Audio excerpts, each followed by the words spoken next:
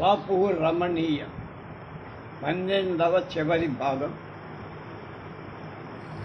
9/5/25 కార్టూన్లో గిరిజ గురించి.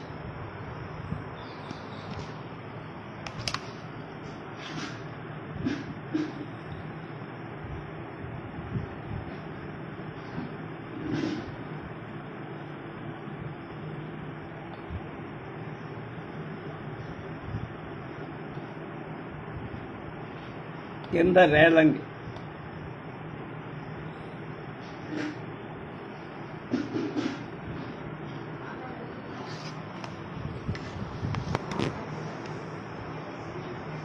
కామెడీ గుడ్ల mark ఫార్సులో బఠాణి, Hollywood mark Bombay వాడి వెలనీలో ఢాణి, బొట్టు కాటికా పెడితే చక్కని చిక్కటి ఆడపడుచు,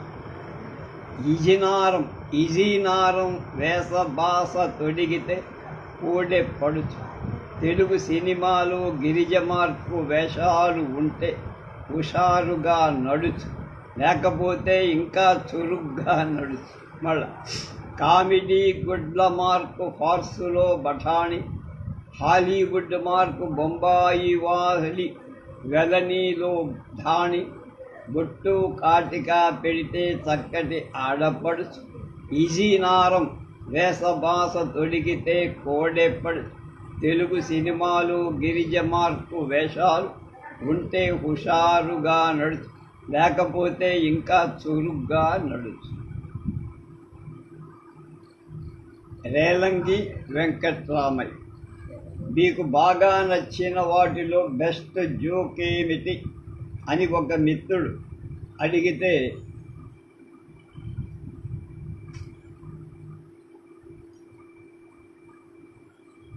లైఫ్ అంటే జీవితం అన్నట్ట రేలంగి వెంకట్రామయ్య. రాళ్ళు రప్పులు తిని హరించుకోగల రోజున మరమరాలు కూడా దొరకవు. తీరా వజ్రాలు వైడూర్యాలు పోగేసుకున్న మరమరాలు కూడా అరగవు. రేలంగి వెంకట్రామయ్య తెర మీద జీవితం మీద షికారుకు వెళ్తున్నప్పుడు తరచు ఈ మాట చెప్పుకొని పగలబడి నవ్వుకుంటూ ఉంటాడు. దొరక్క వీడు అరక్క వాడు అనుకుంటూ ఉంటాడు. నవ్వడం, నవ్వించడం, నవ్వుకోవడం రేలంగికి ఈనాటి విద్య కాదు. కాకినాడ యంగ్ మెన్స్ హ్యాపీ క్లబ్లో చేరిన అన్హ్యాపీ మెంబర్లతో కలిసి తిరిగిన నాడు కూడా నవ్వడం, నవ్వించటమే రేలంగి ఉద్యోగం. సినిమా పేటలలో వేషాల వేట సాగినప్పుడు, హేళన మాటలు పడినప్పుడు, జార్జి టౌన్ ఉల్ఫాగా సినిమాలు చూసి నిశిరాత్రి వేళ 6 మైళ్ళ దూరాన ఉన్న ఆళ్వారుపేటకి రాజబాట పులుస్తూ వచ్చి బార్లీ గంజి తాగి కళ్ళు మూసుకొని పడుకున్నప్పుడు, ఉచ్చ స్థితికి వెళ్ళి జారిపడినప్పుడు, తనని చూసి నవ్విన వాళ్ళని చూసి కూడా నవ్వుకుంటూనే వచ్చి అతను కష్టాలు పడ్డా దుఃఖం ఎర్రగడు. భోజనం లేక శోష వస్తే నిద్ర నటించి జీవితంతోనే సరసమాడి దాన్ని మెప్పించ లొంగదీసుకు సవారీ చేస్తూ ఈ విధంగా ఎంతసేపు తన కష్టాలు మరుచుకు కుమిలిపోయి తన మీద తనే జాలి పడుతూ కూర్చున్నవాడు కాడు. కాబట్టి తన చుట్టూ ఉన్న వాళ్ళ కష్ట సుఖాలు చూడగలిగారు. అలా హాలాహల నుంచి అమృత భాండాలను బాధలను చిలికి తీసిన అతని హాస్యం సినిమాలు, అతను పలికే మాటలు కొన్ని వెలితి మాటలైన అతని నోట వచ్చినప్పుడు నిండుగా ఉండటానికి అదొక కారణం.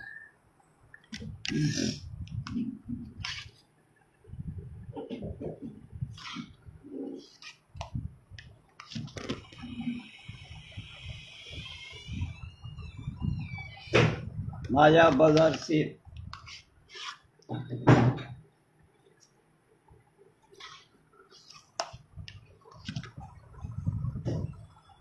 పాత చింతామణి చిత్రం నుంచి ఇవాల్టి 100కి పైబడ్డ చిత్రాలలో నటించిన హాస్యం మటుకు పాత చింతకాయ పచ్చడిలా తయారవకుండా ఉండటానికి అతను చేసిన కృషి సినిమాలు వేషానికి సాధారణంగా రచయిత దర్శకుడు రూపకల్పన చేయటం నిజమే అయినా రేలంగి అందులో జీవం పూరించి ఏదో కొత్తదనం తేవటానికి సమకాలిక జీవితానికి దగ్గర కావటానికి కృషి చేస్తూ వచ్చి కొత్తలో చేసిన ఆ కృషి వల్లనే పాత్రల బదులు రేలంగి ప్రజాదరణ పొందారు.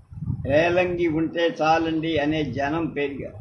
చివరికి రేలంగి తత్వాన్ని బట్టి జీవితం పట్ల ఆయన దృక్పథాన్ని బట్టి ఆయన ధరించే పాత్రలకు రూపకల్పన చేయటం వేషభాషాలు నిర్ణయించటం సినిమా ఏదైనా సరే కథ ఏదైనా సరే రేలంగి హాస్యానికి ఒక వ్యవస్థ అనిపించుకుంటారు.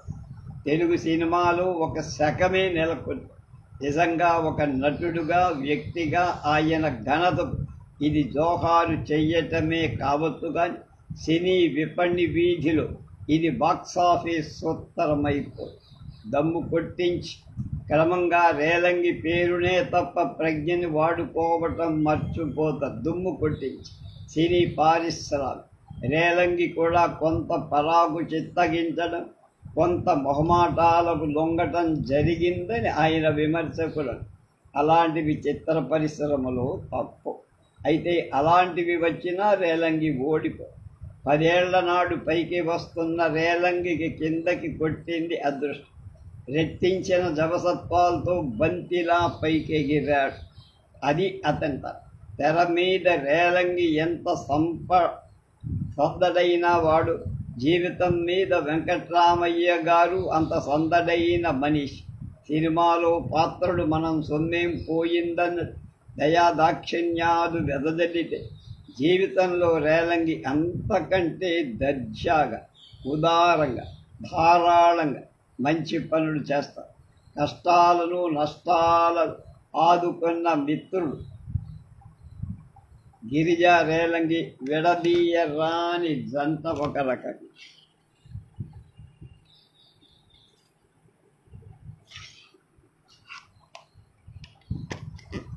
గిరిజను గుంట అని పిలుస్తూ ఉంటాడని కూడా ఎక్కడో చదివా, మరిచిపోయి. తిరుపతి విశ్వవిద్యాలయానికి ఇచ్చిన విరాళం వంటివి కాదు, గుప్త దానాలు ఎన్నో చేసి పెళ్ళిళ్ళు చేయించి ఇళ్ళు నిలబెట్టడం అతని సార్. ఎప్పుడు దిగుడు తన జోలికి రాకుండా చుట్టూరా 10 మందిని కూర్చోబెట్టుకొని కబుర్లాడుతూ తిరగడం సార్. తన ఇంట్లో రోజు 25-30 విస్తళ్ళు లేవగా చూడటం సరదా.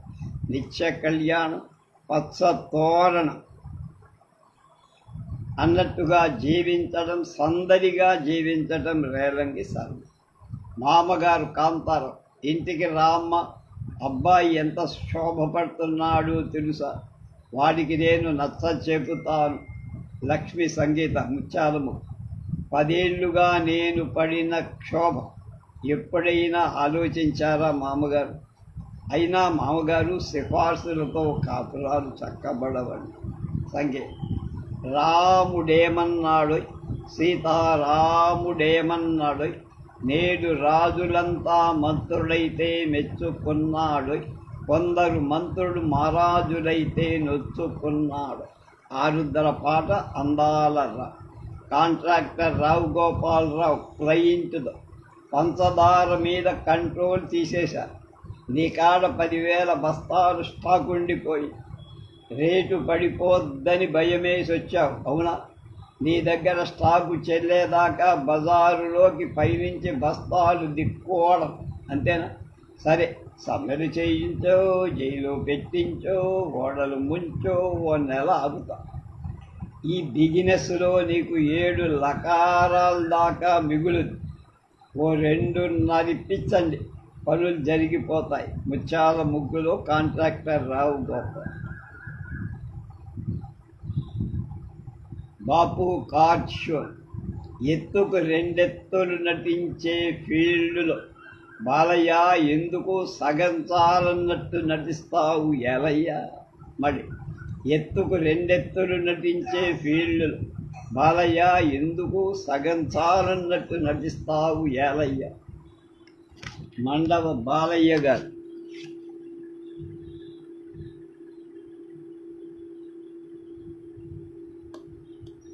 ఈ మధ్య 2-3 ఏళ్ల క్రితం చనిపోయారు ఆయన. సిఎస్ఆర్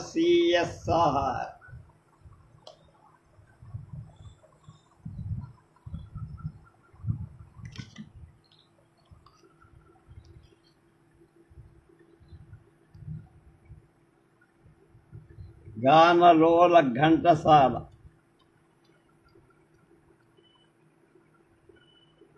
శ్రీ మహాలక్ష్మి కోరిన సిరులనిచ్చు చదువులిచ్చు జనని సరస్వతి ఇక ఒకరు మసలెడి చోట వేరొకరు పోరు అత్త కోడండ్రు వారలు అయినందువల్ల లక్ష్మీ సరస్వతుల కోట్ల అనుపమా చిత్రం అత్త ఒకింటి కోడలి. చెప్పుకున్నాం, అయిపోయింది.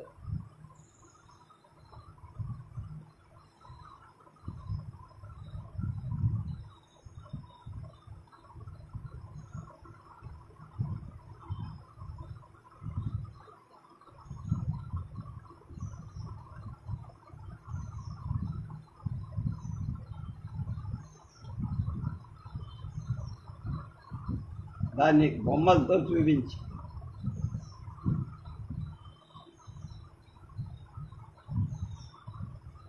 అది బొమ్మల కథా ప్రపంచం. సినిమాకి కోయపాట రాయాలట, స్టడీ చెయ్యాలంటూ పొద్దుననగా వెళ్ళారు మీ బావ. అరుగో ఇక్కడేమో బస్సు వేళయింది, లాస్ట్ బస్సు వేళయింది. అది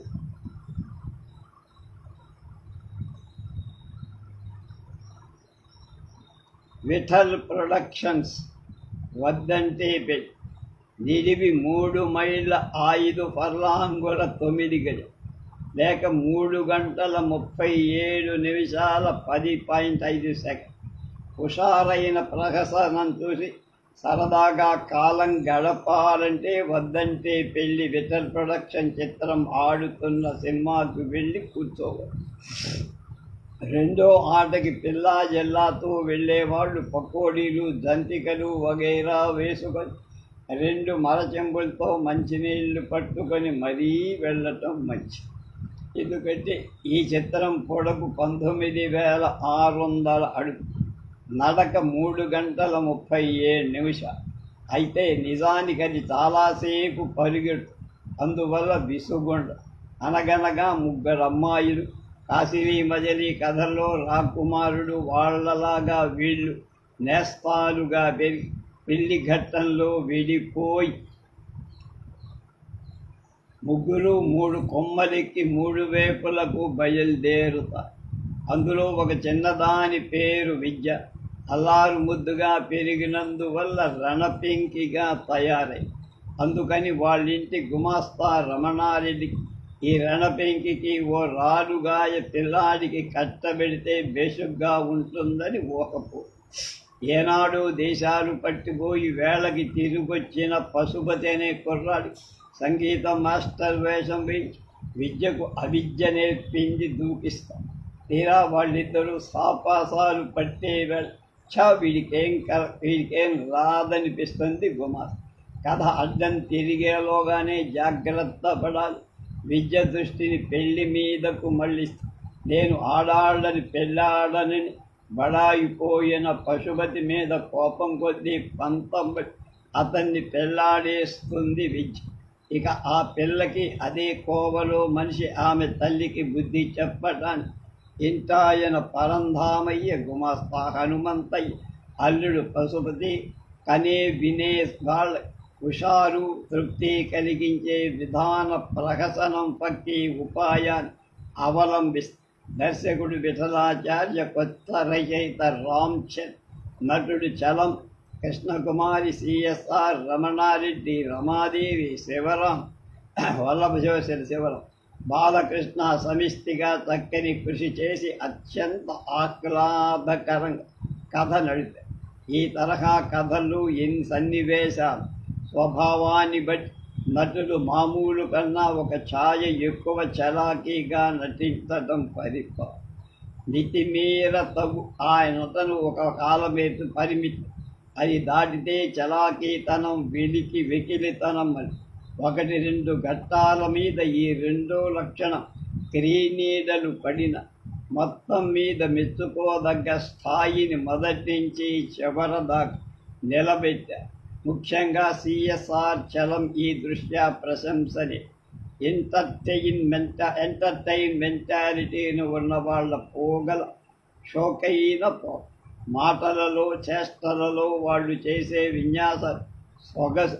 సిఎస్ఆర్ నటనలు ఆయన పాల్గొన్న కొన్ని సన్నివేశాలు చక్కగా రచయితలు రామ్చంద్, జీకే మూర్తి వీరికి తగ్గట్టు తేలికగా హుషారుగా సాగేలా సంభాషణలు రామ్చంద్ వ్రాసిన పాటలు కూడా. ఇది ఒక అమ్మాయి కథ. ఇది కాక ఇంకో 2 అమ్మాయిల కథలు కూడా ఉన్నాయి. మొదటి కథలో నవ్వించే సన్నివేశాల మధ్య పాటలతో పాటు అవి చోటు చేసుకుని సమానాంతరంగా వచ్చి ఈ కథలకు ఇల్లాలు పతిత అని పేర్లు పెట్టదు. ఇల్లాలు కథలో పతివ్రత గౌరిగా శ్రీరంజని, భర్తగా అమర్నాథ్ నటి. గౌరి సినిమా కష్టాలను భర్తను అలా భరించి నీతిగా ఈ ఘట్టంలో ఆమె విలువైన ముక్క చెట్టు.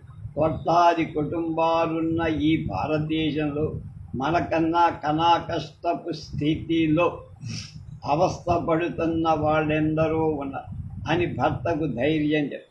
నటి శ్రీరంజని ఈ మంచి మాటను నిండు మనసుతో స్మరణీయమైన విధంగా చెప్పు. చివరికి ఆమె ప్రాణం మీదకు వచ్చిన భర్త భాగ్యరేఖ, నాగుల చవితి వంటి చిత్రాలు ట్రిక్కులు గుర్తు తెచ్చుకొని గట్టిగా ఓ మంచి పాట లంకించుకుంటారు.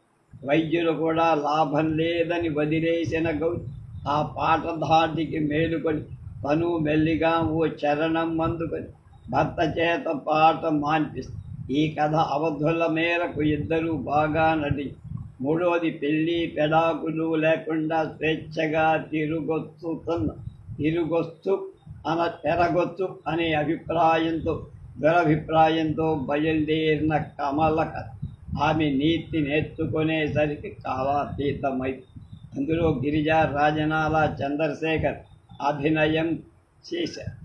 గొప్ప ట్రిబుల్ ప్రోగ్రాం 1957లో వచ్చింది. నీ వీక్నెస్ పట్టేశారు రెడ్డి గారు అని కాదు. అంటే హీరోయిన్కి ప్రొడ్యూసర్ గారు ఏం చేశారు, నెక్లెస్ పెట్టారు. అది ఆ వీక్నెస్ పోయింది. ఎక్కడంటే నెక్లెస్ పోయింది.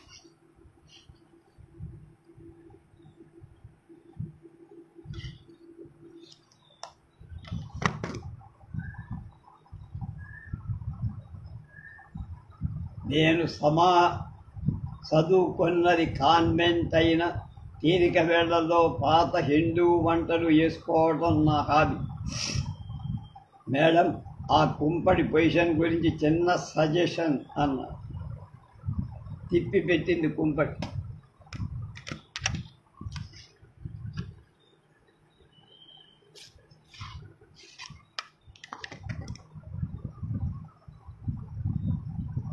ప్రభా ప్రొడక్షన్స్ ఆడపెద్ద. మామూలుగా సినిమాల్లో కథ పాలు కొంత, ఆ పాలలో నీరు పాలు కొంత. సిసలైన రాజహంసని కేకేసుకొచ్చి సినిమాలో నీరు పాలు వేరు చేయమంటే అది నవ్వేస్తుంది. ఇది పాలు కాదు, కాఫీ. నీరుందని తెలుసుకోవటం తప్ప నీటిని విడదీయదు. బ్రహ్మతరంగా సైంటిస్టులు కూడా ఏం చెయ్యలేరు అని చెప్పి ముక్కు చప్పరించి చక్కా జోడు కథల బగ్గీ మీద వెళ్ళే ఆడపెద్ద. ప్రభా ప్రొడక్షన్ చిత్రంలో ఈ పని చేసి పెట్టడానికి సైంటిస్టులు కానీ బ్రహ్మ కానీ ఆఖరి హంస కూడా అవసరం లేదు. విశ్రాంతి కాలమే ఈ రెంటికి విశేషం. ఈ రెంటికి అందంగా కలపడంలో దర్శకుడు, ఎడిటర్ చూపిన నేర్పు. ఆ పైన మువ్వల రంగమ్మ పాత్రధారిణి కన్నాంబ, కథకు సూత్రధారినైన కన్నాంబ ఈ రెండు చిత్రానికి తెప్పుకోదగ్గ ఆకర్షణ చేకూర్చి మరీ చిత్రాన్ని తప్పక తోడబోవటానికి గల ముఖ్య కారణం రెండు పోగా మూడోది కుటుంబరావు, సదరవాడ కుటుంబరావు నటన చాలా అద్భుతంగా ఉంది.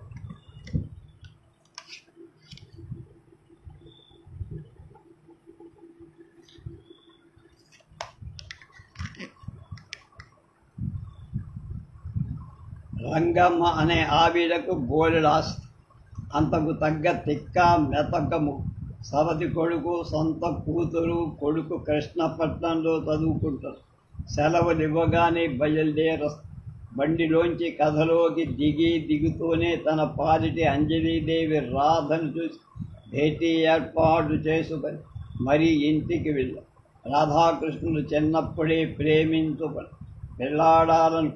కానీ రాధ బీద పల్లా కృష్ణకి వేలు విడిచిన మేనమామ కూతురే. వేలు విడవటం అంటే సుతరాము గిట్టని రంగమ్మగా 10,000 కట్నం ఇస్తే గాని పెళ్లి వల్ల కాదు అని. రాధాకృష్ణులు యుగల గీతాలు మొదలు పెట్టకుండానే అపశృతి పలు. అప్పుడు రాధ తండ్రి ఊళ్ళో మోతుబరి రామయ్యకు పొలం తెగనంబి డబ్బు పెట్టిస్తుంది. కానీ కథ అన్యథా ఉందని తెలియ రాధని తనే చేసుకోవాలన్న పేరాశ రామయ్య ఆ డబ్బుని రాత్రికి రాత్రి దొంగిలించి మరీ పొగరుబోతూ బరిగా ప్రవర్తిస్తాడు. ఒక లాభం లేదని కృష్ణ బరి తెగించి రాధ మెడలో తాడి కట్టేసి తన కుటుంబంతో పాటు తీసుకుపోతాడు మామగారి.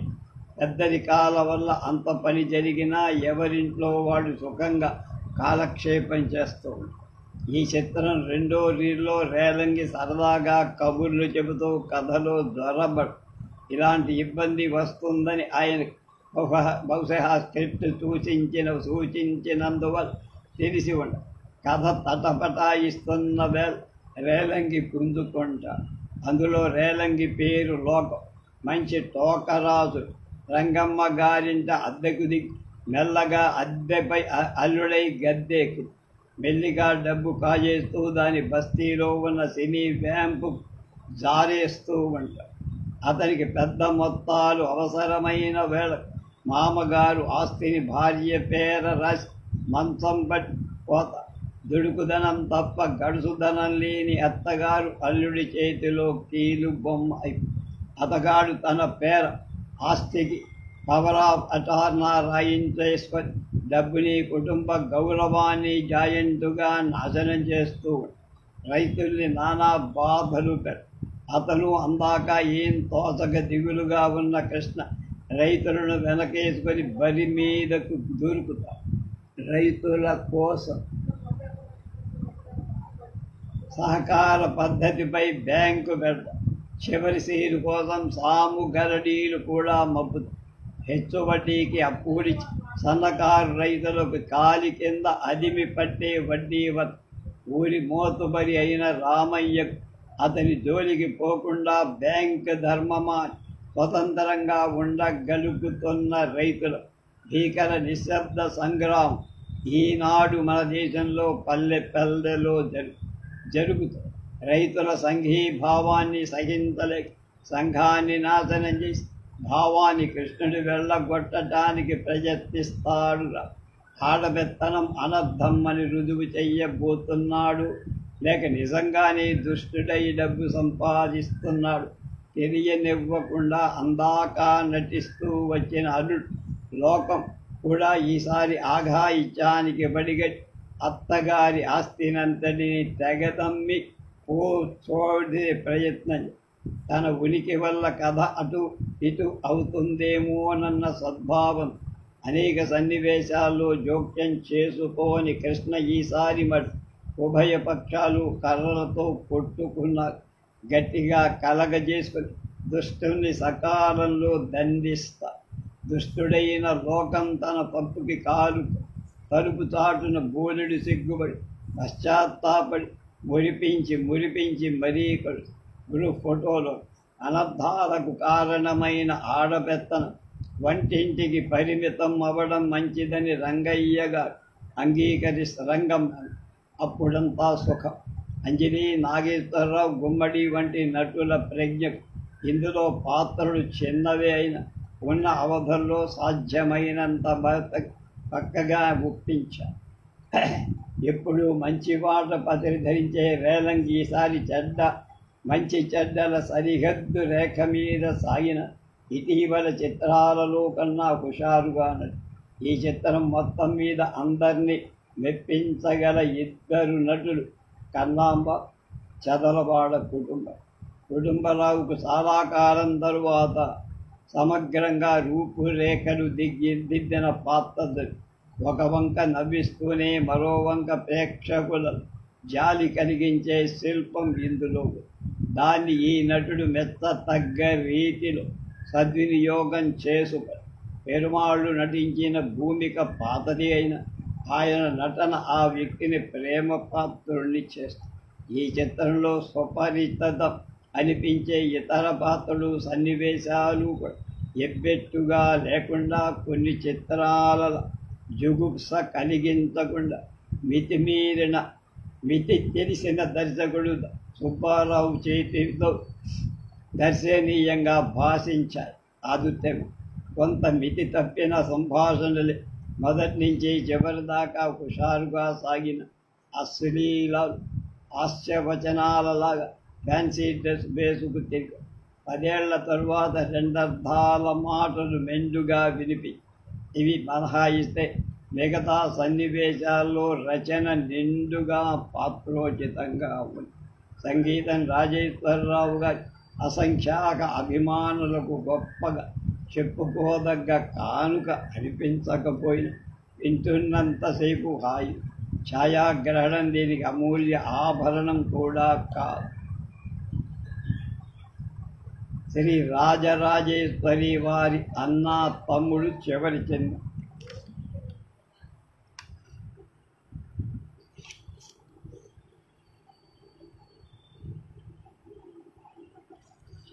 ఈ సినిమా నవకాలమానం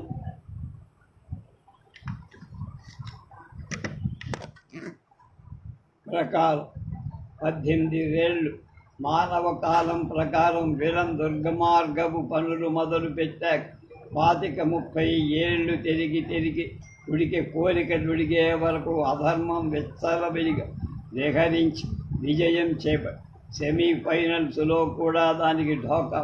19వ రీలులో జరిగే ఫైనల్ రౌండ్లో ధర్మమే జయించటం అప్పుడు హీరోయిన్ యుగళ గీతాలు పాడుకుంటారు. ఈ ఏర్పాటు అక్షరాలా ఇలాగే మోసపోసినట్లు ఉండకుండా దగ్గ కొత్త పద్ధతిలో కథను అదుపు చెయ్యాలన్న సంకల్పంతో రూపొందించిన చిత్రం అన్నా కథాంతాన నాయకుల యుగళ గీతం బదులు నేపథ్య గానం ఏర్పాటు చేయటం వంటివి అలా ఉంటే ధర్మం తప్పక జయిస్తుందన్న సత్యాన్ని తెరగేసి అధర్మం తప్పకుండా ఏదో ఒక రీలులో పరాజయం పొందగలదు అని చాటడం చిత్ర కథలు. దీని తర్వాత కొసమెరుపు లాంటి జీవిత సత్యాన్ని పొదిగి అలంకరించారు.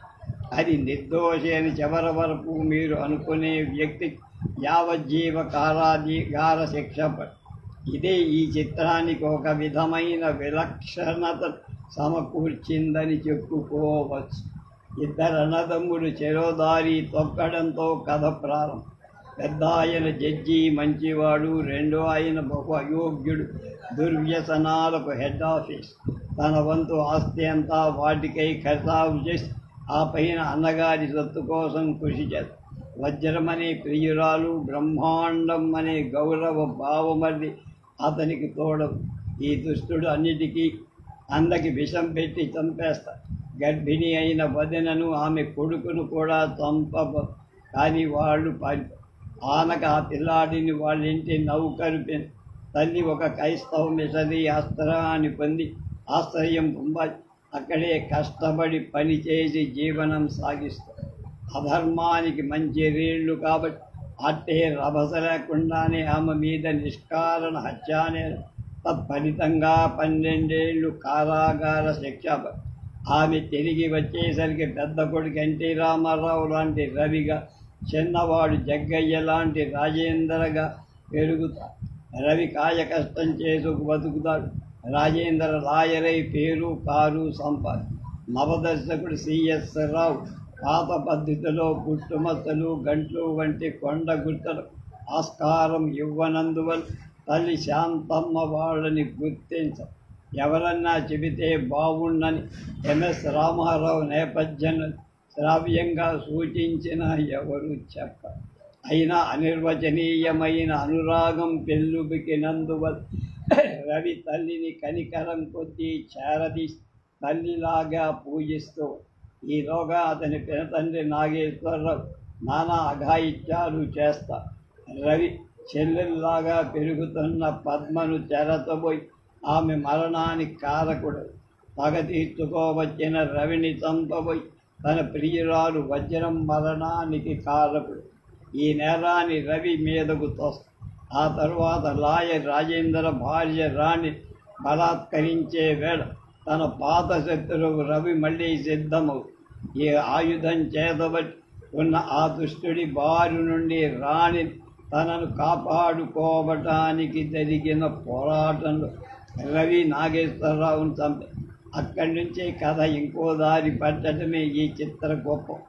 రవి ముద్దాయిగా కోర్టులో హాజరయ్యేసరి తమ్ముడు రాజేంద్ర న్యాయమూర్తి పదవి కోసం అలా బజారుకి వెళ్ళొస్తున్నట్టుగా రోమ్ నగరం వెళ్ళొస్తానన్న ఫాదర్ ఆ వేళకు తిరిగొచ్చి రాజేంద్ర శాంతమ్మను కొడుకేనని అయితే రవి నీకు అన్నయ్యేనని ఆ సంగతి క్రితం రోజే తెలుసుకున్న శాంతం వెల్లడిస్తుంది. న్యాయస్థానంలో రవి న్యాయవాదులని సవతి తల్లుల సహాయం అక్కర్లేదని హత్యకు సంబంధించిన కథ ఆబత్తు తనిజు. ఒక దుష్టు నుండి ఒక అబల జడ్జి గారి భార్య కాపాడటానికి తన ప్రాణం కాపాడుకోవడానికి రవి హత్య చేశాడన్నది స్పష్టంగా తేలి రవి పూర్వం నుండి పగబట్టి ఉన్నాడన్న విషయాన్ని కూడా లెక్కలోకి తీసుకొని దుష్ట శిక్షణ ప్రభుత్వం పని కాని వ్యక్తులకు అధికారం లేదని శిక్షా స్మృతి అధికరణాన్ని అక్షరాక్షరంగా ఈ వివాదానికి పట్టి నిందితుడు తన అన్న అయినప్పటికీ దోషి అనేయించి యావజ్జీవ కారాగార శిక్ష విధించినట్టు రాజేంద్ర తీర్పు చెప్తారు. చాలా గొప్ప విషయం, ఉత్తమ ఆదాయం. కానీ ఎంతవరకు న్యాయం అనే సందేహం. లాయర్ల మాట దేవుడు. హత్య జరిగినప్పుడు అక్కడ ఉన్న నౌకరు రవి వల్ల తన ప్రాణం మానం కాపాడుకున్న రాణినైనా సాక్ష్యం ఇచ్చారు. రవి వాళ్లను పిలవకపోయిన పోలీసులు ఆ సమయంలో వాళ్ళని అక్కడ చూశారు కాబట్టి వాళ్ళైనా తీసుకొస్తారు.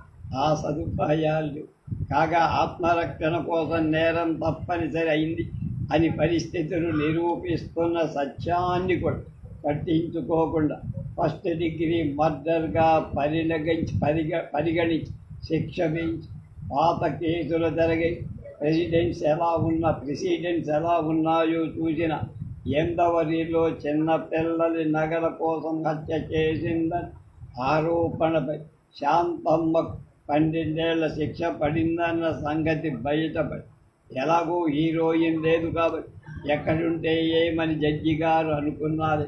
మొత్తానికి పొయిటిక్ జస్టిస్ లేకపోయింది, మామూలు జస్టిస్ కూడా చెయ్యడం. జస్టిస్ రాజేంద్ర అన్నారు ఈ ఉత్తరం చూసిన ఒక న్యాయవాది. కథకు పుష్టి చేకూర్చడం కోసం మంచివాడైన రవి అంత పెద్ద శిక్ష వేసి తీరాలని సంకల్పిస్తే ఆ పాత్ర ఒకటో రెండో దండనార్హమైన వంకలు వేసి ఈ కేసును కాస్త కట్టుదిట్టంగా కట్టుకు రావాల్సింది ఆయన అభిప్రాయం. లేకపోతే అప్పటి కేసు ప్రకారం ఇందులోని సిసలైన దుస్తుడు చచ్చి కూడా పగ సాధించాడని సూచించినట్టు. కథకి సంబంధించినంతవరకు ఎలా ఉన్నా నటనుడు లెక్కలో తీసుకుంటే పై వాదాలు గట్టిగా నిలబడు.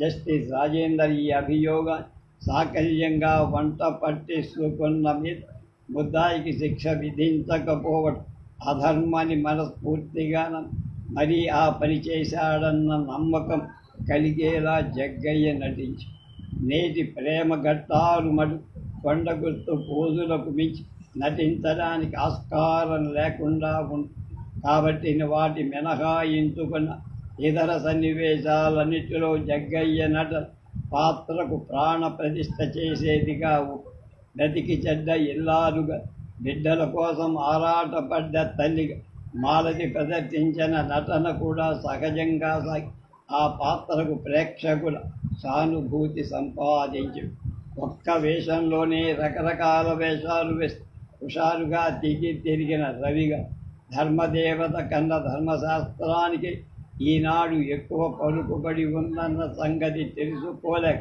దండన పొందిన అమాయకుల రవిగా ఎన్టీఆర్ సమర్థంగా ఉన్న మేర పాత్రడు సినీ దుష్టుడు నాగేశ్వరరావు పాత్రడు ముక్కామల ఎన్న తగ్గ సౌలభ్యం సొగసుగా అతని ప్రియురాలుగా రాజుతులోచన బామ్మర్దిగా చదలవాడు వంటవాడుగా పద్మనాభం క్రైస్తవ మతాచార్యులుగా కేవీఎస్ఆర్ పోలీస్ ఆఫీసర్గా ఆర్ నాగేశ్వరరావు జడ్జిగా ఏవి సుబ్బారావు రాజేంద్ర భార్యగా జానకి మొదలైన వారంతా తమ తమ పాత్రలు యథోచితంగా తొలిసారిగా ఎన్న తగ్గ పెద్ద భూమిక నిర్వహించిన మిక్కిలినేని నటన ప్రశంసనీయంగా పోలీసుగా రేలంగి ఎప్పట్లా వీలైనంత హడావిడి చేసిన చించులక్ష్మి నాటకం వంటి హంగులన్నీ ఆహ్లాదకరంగా ఉంది.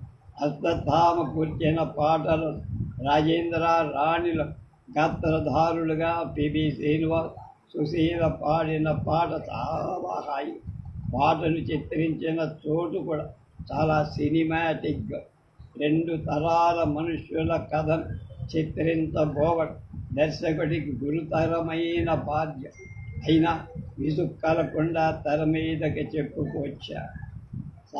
శ్రీ ధనసాయి వారి భలే బా ఎంత పల్లెటూరు ముద్దయినా ఫ్యాషన్ గుట్టు మట్టు తెలుసుకుంటే నాజుగ్గా తయారవడం అసాధ్యం కాదని ఉద్ఘాటించారు సిఎస్ఆర్. ఈ మహత్తర సత్యాన్ని నిరూపించి నలుగురికి ఆ సంగతి చెప్పడానికి తీసిన చిత్రం ఒకటి మొన్న విడుదల. అదే భలే బా. అది అందరినీ వంచి డబ్బు గడించడం మరిగిన ఒక టోకరాసుడి కథ, లేదా టోకరాసుడికి టోకరా ఇచ్చి తాను తిన్న భలే బావ మరిది కథ. అది కాదంటే పొగరుతో తనను వదిలిన పది మంగమ్మ శరథం మార్గంలో పొగరు దుర్గుణాలు చెడకుడు మంచి చేసుకున్న మగువ కథ. సహృదయులంతా కూడా ఇలా పరిపరాల విధంగా చెప్పు. దీని గురించి పై జాతి వారికి ఓపిక ఉండే పక్షులు ఇందులోని తప్పులన్నీ వాటి రేలంగి కథారంభంలో చేసిన సూచన మీద ఒప్పులుగా భావించవు. లేని పక్షంలో బాగున్న అంశాల గురించి మాత్రమే చెప్పుకో. మొట్టమొదటి చెప్పుకోదగింది తలా తోకా లేని ఈ కథ దర్శకుడు రజనీకాంత్ తెర మీద చెప్పాను. అరుదైన రెండు మూడు పాటలు లక్షణాలు. ఒకరిద్దరి నటన బాగు, ఒకరు గుమ్మడి, మరిద్దరు రేలంగి జగ్గయ్యకి. ఇందులో ఒక చోట కర్క్ 20,000 లీగ్స్ డగ్లస్ మార్కు బనీన్పడి రుడాల్ఫ్ వాలంటీనో పోజులో నిలబెట్టి ఫోటో తీసి హీరో పాత్ర కేవలం కలి. ఎవరికి దీనిలోని పోలికలు కాబట్టి ఏ వేషం వేసినా అందుకని వేసిన ఈ వేషం చూడటానికి బాగానే ఉంది. ఈ చిత్రం మొత్తం మీద చాలా బాగుందని శ్రీ నాగేశ్వరరావు అన్నయ్య ఛాయాగ్రహ కథా శేఖర్ హీరో తన భార్య పల్లెటూరు ముద్దని ఆమెను వదిలేశారు. అందుకని ఆ పిల్ల కష్టాలు కలిసి కాపురం ఉండటం ఉద్యోగం డబ్బు లేని శేఖర్ పట్నంలో పెద్ద మేడ చెట్టు వేయించుకొని గిరిజతో డూయెట్లు పాడటానికి విశాలమైన డాబా డ్యాన్సుల కోసం ఒక తోట, చెక్క వంతెన, స్టూడియో సెలయేరు, నిజమైందనిపించే చందమామ, భయారి భామ, ఈమె మంచిదా చెడ్డదా అని యథార్థం సహృదయమే తెలుసు. అందుబాటులో ఉంచుకొని పాటలు పాడు వాళ్ళకి వీళ్ళకి టోకరాలు తింటూ వెళ్ళాని కాపరానికి తీసుకురావడానికి అతడి అభ్యంతరం. అది పల్లెటూరు ముద్దు అయితేనేం నీ చిత్తం వచ్చినట్టు తీర్చిదిద్దుకోవచ్చుగా అంటాడు అతని శ్రేయోగి. అలా అని బోలెడు డబ్బు బోలెడు పిలుము ఖర్చు పెట్టి ఆ సత్యాన్ని నిరూపించే ప్రయత్నం అతని ప్రయత్నాలు ఫలిస్తాయా? పల్లెటూరి పిల్లకు షోక్గా డ్రెస్ బనాయించడం చేతనవుతుందా? ఈ మహత్తర సత్యం రుజువవుతుందా? శేఖర్ దాన్ని నమ్ముతాడా? అవన్నీ ఎలా ఉన్నా మానిన ఈ చిత్రం చివరకంటా చూస్తే నీతి లాంటిది ఒకటి ఉందని తెలుసు. పిల్లాన్ని వదిలేసి ఎంతమందికి తోకరా ఇచ్చినా, ఎన్ని దురభిప్రాయాలను పరమ సత్యాలుగా నమ్మి అమ్మిన మరేం పర్వాలేదు. చివరికి పిల్లాన్ని ఏరుకుంటే అదే 10,000 అని అందరూ ఆనందిస్తారు. ఇది భలే భావ చిత్రకథ భరోసా. ఈ కథలో మనుషుల కంటే ఫ్యాషన్లో ప్రధానమని నప్పిన శేఖర్ 17,000 అడుగులు తిరిగిన అభిప్రాయం మార్చుకో. తన పిల్లం బస్తీ దుస్తులు వేసుకోవడం నేర్చుకుంది కాబట్టి ఆమెను తీసుకున్నాడు. అదే అతనికి ఆ మన్నాడే ఇంకో అతిలోక సుందరి, ఇంకో కొత్త ఫ్యాషన్ను చూసి మతి పోగొట్టుకొని మళ్ళీ ఓ సినిమా కథంత గ్రంథ జరపడన్న గ్యారంటీ లవలేశం కూడా లేదు. అంతగా అతనలా చేస్తే ఈ చిత్ర నిర్మాతలు ఇంకో సినిమా తీయవచ్చు. భసుం అన్నాడు, అంటే శుభాన్ని మార్చేసి భసుం అన్నాడు.